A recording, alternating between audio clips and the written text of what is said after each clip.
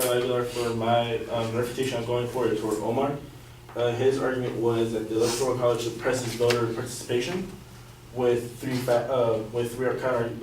arguments, saying that the Electoral College fails to be a full democratic system, lowers the value of voters of certain states, and distorts the presidential campaign.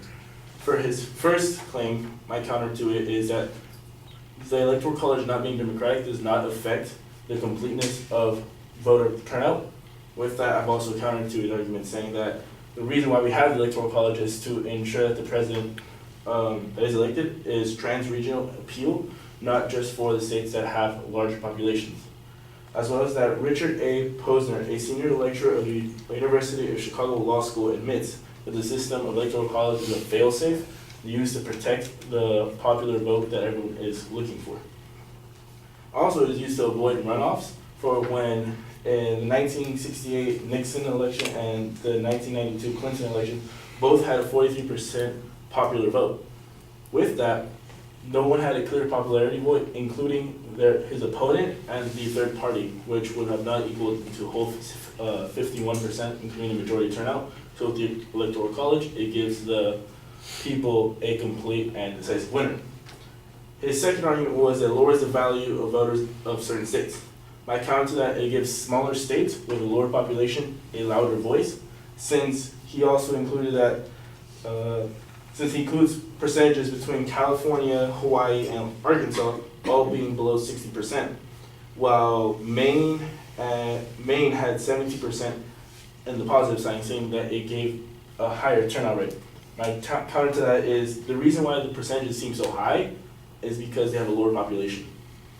The 72% that came out from Maine only equal to 771,000 voters, while California's 58% came out to 14,610,509 voters.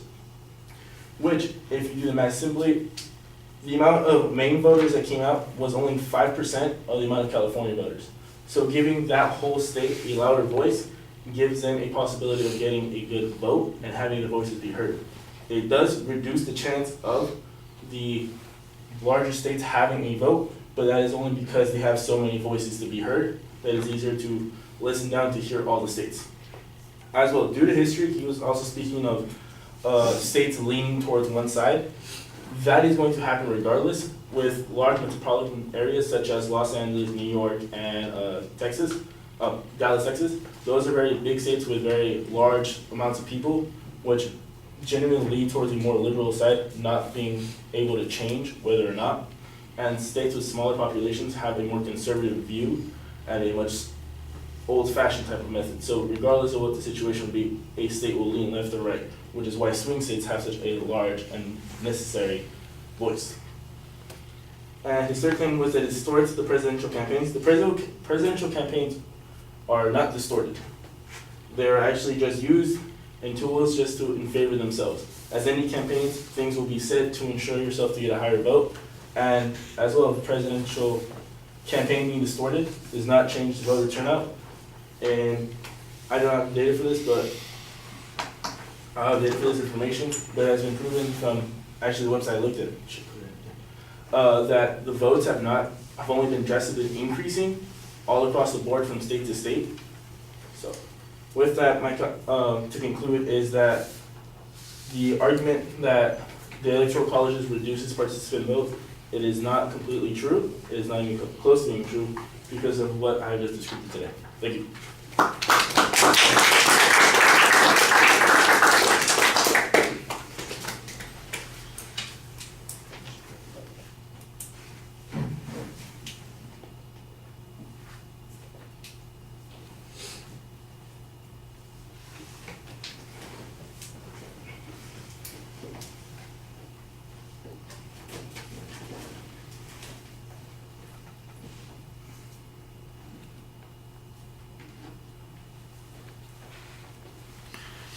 All right, structurally everything is easy to follow. The first point talks about how it doesn't have any effect on turnout, and I think that that's, a reasonable press on there. The argument that there are other reasons that we have the Electoral College, I think those are good points, but the turnout issue is an important one, and I think that you need a little bit more data to establish the lack of connection between the Electoral College and turnout issues.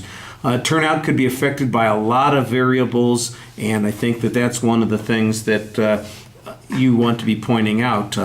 For example, in a presidential election, there are often simultaneous elections in the states for governors, for senators. There might be issues on the ballot that alter or change the way something is going on. The example of California, for instance, you mentioned that it had a 58% turnout. I don't know what Maine did elect a senator, so did California, but the election for senator in Maine was competitive between a Republican and a Democrat, and in California, the two people running in the final election were both Democrats who had basically similar views. So there's a variation there on what's going on at the local level, and that's part of the electoral process. There could be all kinds of explanations there, and I think that you're sort of missing a trick to suggest that that it's really just about, it's a fail-safe so that we don't have a tie, or so we don't need a runoff. I like the idea of the smaller states getting their voices increased.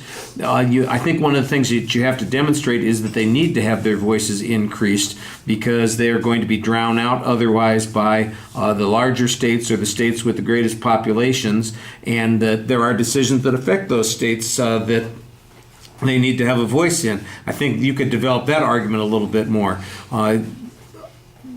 You get the right idea here on the leaning of the states, so there's always going to be that sort of thing.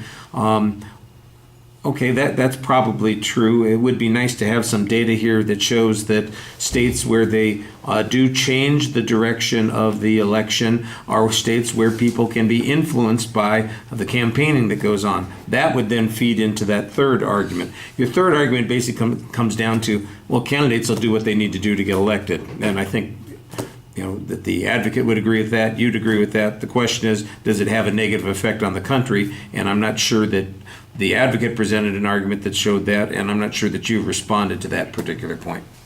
All right, thank you. Cole.